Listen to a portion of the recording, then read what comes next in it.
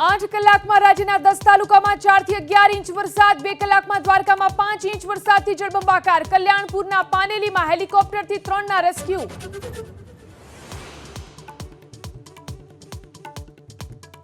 મુશળધાર વરસાદથી દક્ષિણ ગુજરાતમાં અનેક વિસ્તારો જળમગ્ન, સુરતમાં ખાડીપુરનું સંકટ, ભરૂચમાં પણ મુશળધાર વરસાદથી રસ્તા પર ભરાયા પાણી.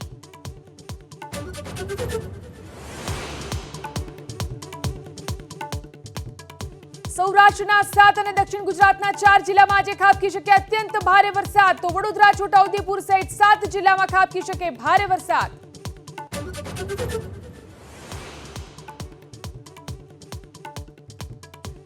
ગાંધીનગરમાં મુલસરામાં ગોચરની જમીન કૌભાંડ મુદ્દે અમિત ચાવડાની ચીમકી, જમીનને મૂળ સ્વરૂપે નહીં લવાય તો ખેડૂતો સાથે ગાંધીનગર કૂચ કરી વિધાનસભાનો કરશે ઘેરાવ.